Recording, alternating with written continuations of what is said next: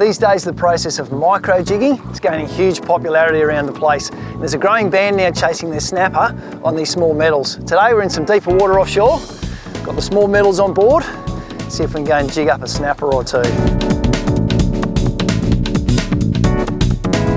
Before you want to start micro jigging anywhere, you want to find that your concentrations of fish to throw a jig at. And these days, I won't stop and put a jig down until I see not just your bait, but signs of fish visibly arching. I've got a bunch of bait sitting here on a bit of hard bottom, but I can see in amongst it is a few visible arches or lines sitting on top of the bait. Those are the fish that I'm chasing with my jig, and it's also telling me what depth they're at.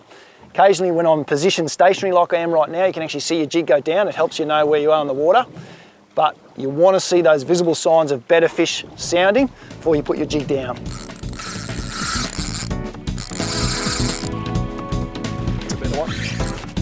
You obviously want a soft rod with a soft tip when you're jigging, just to allow you to work the jig better, and also just to protect the hook holes on those little assist hooks when you do hook a fish.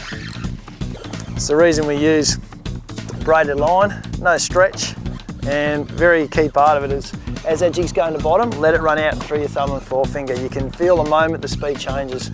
It's a chunk of a pearly.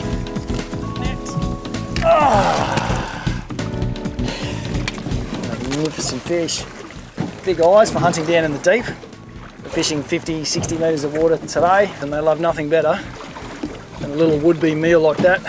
It looks a part of food, they're probably going to eat it.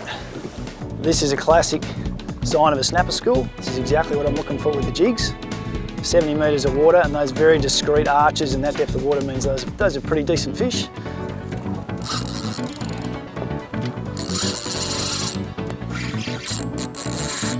There we go. Just dropped that jig down again straight away and got one of his brothers that I missed before.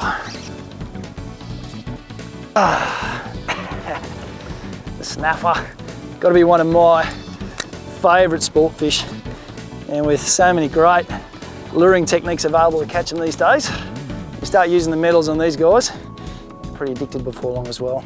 Let's quickly look at some of the outfits you'll take with you when you want to go and chase your snapper on micro jigs.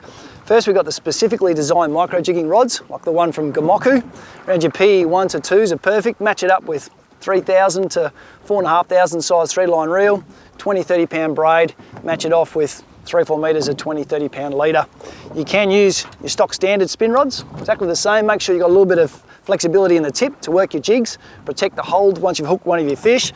Let's have a look now at some of the lures you're going to take with you. There's plenty of different micro jigs you're going to find on the market, so let's simplify it and break it into two key types.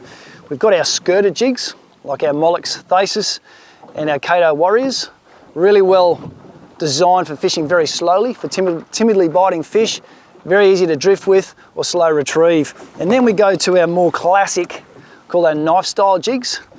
Got our assist hook on the top, attached to your split rings, a more darty action in the water as it drops, and can also be fished slow or quick. Between those two jigs, you're going to be able to fish so many different scenarios, whether it's fast or slow, depending on what the fish want. You can put down your skirted jig or get into them with the more knife style jigs.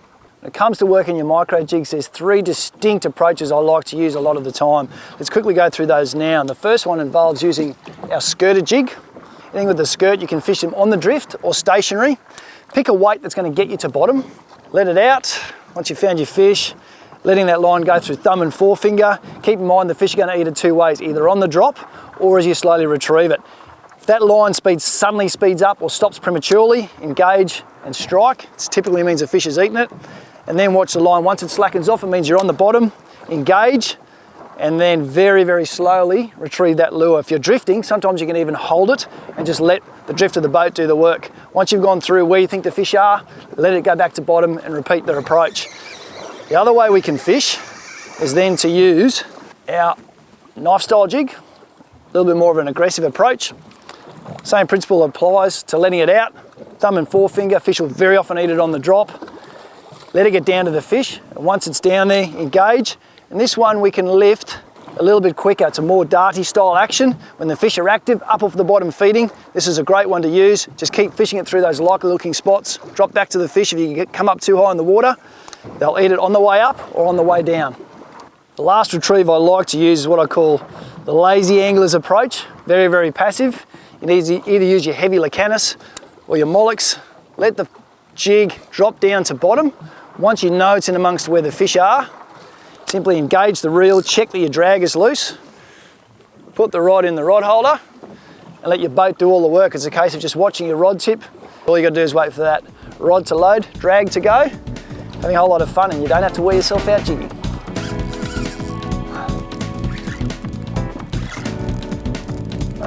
That's a better fish. It's come and grabbed that little jig on the way down. Come on. I'd say now as that tide run's starting to pick up, the fish are starting to get a little bit more active, and one in the pack down there is gone.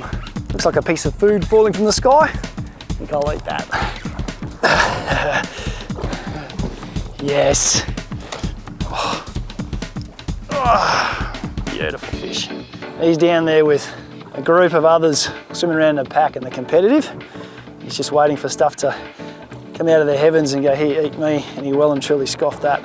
And there endeth a nice little morning on the micro jigs. Different styles of jigs, a few different retrieves, different outfits. I reckon find your local snapper grounds and go and have a play. You won't be disappointed.